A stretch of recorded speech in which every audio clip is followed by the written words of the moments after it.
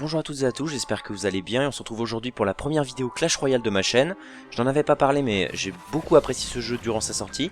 Et vu que mon niveau est maintenant assez élevé, j'avais envie de faire des vidéos dessus, de vous en parler. J'espère que cette vidéo vous plaira, donc n'hésitez pas à donner vos retours dans les commentaires comme d'habitude.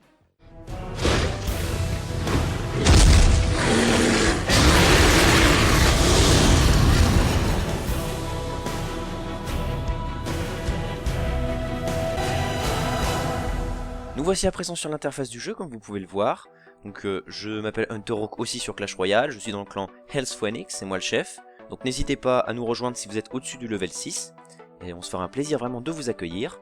Alors maintenant je vais vous parler directement du jeu, du deck, on va pas trop s'attarder sur mes cartes. Mis à part que à partir de maintenant, j'en ai déjà eu pas mal, il me manque surtout, comme vous voyez, la sorcière, le rage, le gel et les deux légendaires. Parce que je ne mettrai jamais d'argent dans ce jeu. Ainsi, je vais vous présenter maintenant le deck qui m'a permis de monter d'arène 6 à arène 7, comme vous voyez. Je suis arène 7, j'ai débloqué maintenant toutes les cartes mises à part les légendaires, comme je l'ai dit. Et cette arène 7, quand on est à peine level 7, ce n'est pas facile d'y monter, comme vous voyez les autres level 7 sont encore en dessous. Mais c'est pour ça que je vous conseille vraiment ce deck qui est utilisé même par les premiers mondiaux. Je vais vous le présenter à travers des gameplays. Et j'espère que cela vous aidera et que vous l'utiliserez si vous êtes bien sûr au-dessus d'arène 6. Vous avez par exemple deux éléments primordiaux pour utiliser ce deck, le mortier et l'extracteur d'élixir. C'est parti pour la présentation du deck. Le voilà, il est ici. Donc on remarque directement que ce n'est pas un deck qui est fait pour par exemple avoir des troupes en masse, les decks spawn. C'est un deck défensif. Vous pouvez le remarquer avec le canon, la tour d'enfer et le mortier. Et il existe quelques petites troupes de soutien qui sont primordiales. Donc par exemple vous avez la horde de gargouilles qui est quasiment utilisable sur n'importe quel deck. Les petits squelettes, vous allez comprendre pourquoi c'est intéressant. Bien sûr le pilier c'est la roquette avec l'extracteur d'élixir. La roquette qui vous permet de sauver. Et qui vous permet de vous sauver par exemple si là il reste 200 de vie à la tourelle d'en face. L'extracteur qui est vraiment primordial aussi. Et les petites fléchettes. Moi je les appelle les fléchettes, c'est des flèches mais je les appelle des fléchettes. Qui peuvent être très intéressantes par exemple pour les hordes de gargouilles ennemies. Alors déjà je vais un peu enlever les mythes comme on dit, ou plutôt enlever les critiques de ce deck. Beaucoup me disent oh là là c'est un deck de pute, pour un deck de pute, simplement parce que on pourrait croire que c'est de l'anti-jeu puisqu'on met un mortier, ça attaque de loin, donc il est difficile à contrer. Du coup beaucoup de gens commencent à rager quand ils perdent face à ce deck, et disent par exemple non c'est pas un vrai deck, c'est un truc de lâche, tu gagnes des trophées facilement parce que tu attaques de loin. Alors quelle est l'utilité, expliquez-moi, du mortier si ce n'est pas pour attaquer de loin? C'est comme si je disais un deck de lâche, il y a le gel qui est utilisé par exemple par masse de gens. Le gel, voilà, comme vous le voyez dans la TV Royale, le gel est utilisé par quasiment tout le monde, surtout dans les hauts niveaux. C'est un deck de lâche aussi le gel, puisque ce gel là, il stoppe, il fige toutes les troupes, il fige les tourelles, et du coup le cochon peut taper tranquillement. Pourtant on ne dit pas que c'est un deck de pute, voilà. Donc, vous faites ce que vous voulez, mais je vous conseille vraiment d'utiliser ce deck. Alors je vais vous expliquer pourquoi il est intéressant. Vous pouvez voir par exemple, le mortier c'est le centre de l'attaque. Vous devez impérativement le poser pour faire des dégâts petit à petit. C'est vraiment un retardement. Ne pensez pas faire beaucoup de dégâts avec le mortier. C'est vraiment un retardement. Au fur et à mesure, vous ferez une tourelle. Voilà, ne pensez pas à faire 3 tourelles, c'est vraiment se concentrer sur une seule. Ensuite, le canon et la tour de l'enfer sont très intéressants pour contrer cochon gel. Donc n'hésitez pas à en poser 2 d'affilée par exemple. Les extracteurs toujours à poser au milieu ou derrière de la tourelle. Les petits squelettes pour stopper par exemple tout ce qui s'apparente au squelette géant, au cavalier, au PK, ça peut être vraiment très utile. Premier gameplay à présent, donc c'est vraiment pour vous montrer l'efficacité de ce deck. Donc là j'étais en arène 7 déjà en multi, contre un joueur qui était vraiment assez bon, dans le sens qu'il avait des troupes assez élevées. Vous allez le voir maintenant, franchement c'était du lourd. Le squelette géant était niveau 2, donc on était franchement à égalité au niveau des troupes. Donc voilà, j'ai mis le petit mortier. C'était vraiment pour voir ce qu'il avait, parce que je ne savais pas au début, et du coup, le mortier a quand même fait des dégâts. Donc j'ai posé la tour de l'enfer, il envoie son mousquetaire, c'est bien, c'est intéressant. Et vous voyez que là, son squelette géant, et là ce qu'il faut faire, c'est envoyer le canon ici pour qu'ensuite il soit redirigé sur la tour de l'enfer. Ce qui s'est passé du coup, le squelette géant était totalement détruit. La petite mousquetaire qui avance, mais du coup va être distraite par la tour de l'enfer. C'est vraiment ça, hein, c'est vraiment poser des défenses tout le temps non-stop, pour éviter que justement on se fasse avoir à la fin par les troupes en masse. Les barbares qui sont fait défoncer. Là il va envoyer sa petite bombe, donc hop c'est mort, plus d'horde de gargouilles.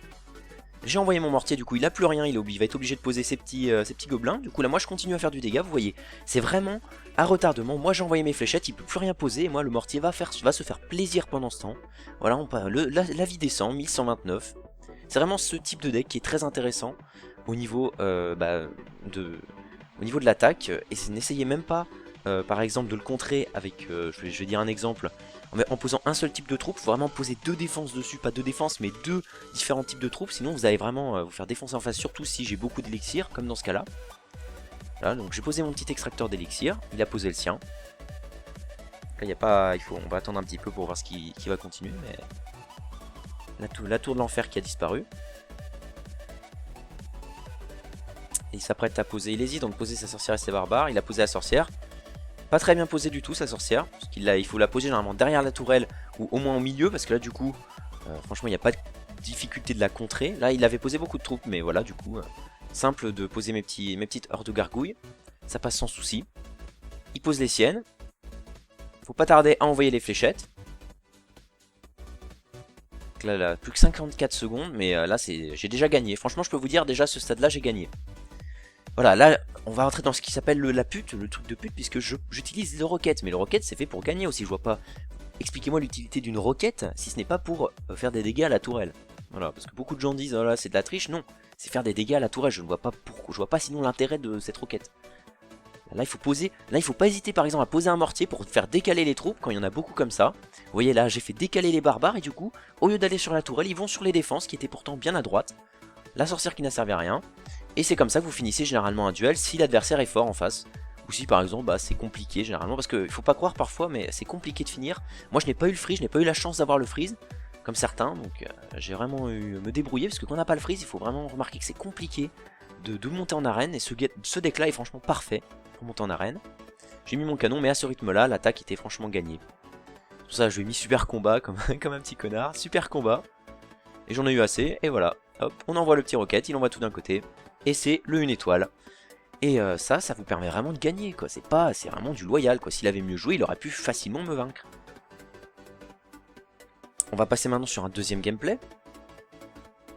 Sur un deuxième gameplay, donc, il faut que je retrouve l'interface, le voilà. Donc c'est parti, il faut que je trouve un bon gameplay. Celui-là, on avait fait égalité, mais vous voyez, hein, ce n'est pas non plus un deck overcheat, j'ai pu perdre. Là, j'ai perdu, hein, ça arrive de perdre. Je gagne, j'ai perdu, mais là, j'avais une grosse phase de victoire. On va utiliser quel gameplay? Qu'est-ce qui pourrait être intéressant? Un deck intéressant, voilà lui par exemple. C'est égalité, mais vous allez voir que même si les adversaires en face ont des troupes très fortes, il avait le sorcier, comme vous avez vu, moi j'ai pas le sorcier, il avait le cochon de niveau 6, le PK de niveau 3, de niveau 8, vous allez voir, il n'a pas réussi à me détruire. J'ai déjà affronté des level 9 aussi qui n'ont pas réussi à me faire 3, parce que ce deck est franchement très intéressant au niveau de l'attaque, mais aussi de la défense. Vous pouvez faire des égalités si vous le souhaitez. C'est vraiment très tout terrain, on peut appeler ça vraiment du tout terrain. Je vais accélérer un petit peu vu que le deck va durer assez longtemps. J'ai posé mon petit extracteur, il va poser son PK de niveau 3 très tôt là. Une petite erreur de sa part, parce que franchement avec une tour de l'enfer, le PK dure pas longtemps. Le mortier, il envoie là c'est la stratégie par exemple si vous voulez vraiment contrer le mortier, c'est des petits gobelins plus ce dragon. C'est vraiment très intéressant pour contrer ce mortier. Vous avez des petites combinaisons, vous avez vu il a fait des petites combinaisons, vous pouvez par exemple mettre gobelin ou et une grosse troupe, par exemple cavalier, ça peut être très utile aussi. Les petits barbares et les petits archers qui vont se faire dévier, c'est vraiment faire dévier les troupes. Et le petit archer qui m'a fait un petit peu mal, et on pose le mortier. Il a refait sa technique Dragon 3 quand même, le mec avait vraiment des troupes très élevées comparées aux miennes. Donc, il a mis voilà le sorcier de glace qui... Le sorcier de glace on croirait pas qu'il est cheat, mais franchement je vous assure, il fait vraiment beaucoup de dégâts. Voilà, le canon qui est gelé hein, pendant un moment. Le cochon qui n'a pas survécu, pourtant de level 6. Il faut vraiment suivre, hein. Vous regarderez l'attaque plusieurs fois si vous n'avez pas tout suivi, mais il pose encore son canon et son sorcier, c'est franchement très intéressant. Il était vraiment de haut level, il faut pas croire qu'il était de petit level. J'ai posé le mortier, on peut poser le mortier aussi en défense pour dévier le cochon, comme vous le voyez. Donc là 19 secondes, j'avais plein d'extracteurs et pourtant je n'ai pas réussi. Là je commençais à jouer aux roquettes, donc j'ai vu que je ne pourrais pas gagner en ne jouant qu'en mode classique, voilà, en mode pas pute pour ceux qui disent que c'est un deck de pute. Et le cochon qui arrive mais qui se fait encore dévier, c'est vraiment de la stratégie pure. Faites très attention avec ce deck car il suffit de faire une petite erreur et vous pourrez perdre tout simplement. Donc si vous voyez là, vous pourrez revisionner les gameplays, vraiment comprendre comment ça se joue.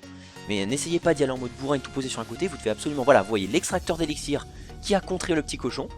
C'est vraiment dans cette optique là le deck. Là on avait plus de temps, il restait 10 secondes, on était à peu près à égalité.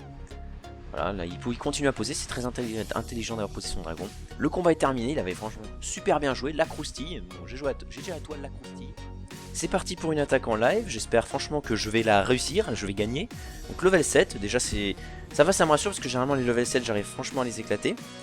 Donc sans attendre, il faut toujours attendre d'avoir la barre à 10 pour poser quelque chose. Pensez-y, n'attaquez jamais avant parce que vous avez de probabilité de perdre. Il envoie, voilà, il a fait comme moi. Moi j'envoie mon petit extracteur d'élixir. Donc bien joué de sa part, hein. Je vais envoyer ma tour de l'enfer, voilà. Voilà, ça, voilà, je me doutais, un cochon, comme d'habitude, hein. Vous allez voir, il va me la défoncer. Et hop. On envoie le petit canon. Faut pas abuser. GG d'avoir posé son canon, du coup, son poison. Donc vous voyez, du coup, il m'a bien défoncé. C'est moi qui ai pris assez cher sur ce coup. Donc là, le petit imprudent, il envoie une petite cabane. De niveau 5 quand même, c'est franchement, il est bon, hein. Bon, il va peut-être arrêter là. Faut peut-être pas exagérer non plus, hein, mon petit. Si tu crois que je vais te laisser faire, faut pas abuser. Là, il impose son jeu pour le moment. C'est lui qui attaque en premier. Du coup, moi, j'aime pas trop ce genre de personne parce que je peux vraiment pas imposer mon mortier. Pour le moment, c'est à peu près de l'égalité. On peut rien dire à ce stade-là de l'attaque. J'espère vraiment qu'il va me laisser le temps de poser le mortier et de me poser. Parce que franchement, il attaque non-stop. J'ai jamais le temps de poser quelque chose. Du coup, puisqu'il a attaqué de ce côté, il faut vraiment poser l'extracteur de l'autre côté pour éviter de se faire atteindre par le poison. Ah, comme je m'en doutais, il envoie. Je peux toujours pas poser mon mortier. Ça ne servira franchement à rien. On va le poser. On va poser la tour de l'enfer en dehors. Ah, hop, il envoie. Voilà, là ça va vraiment être rediriger les troupes. Voilà, j'ai envoyé les petits squelettes. Hop. Pas besoin de poser au moment.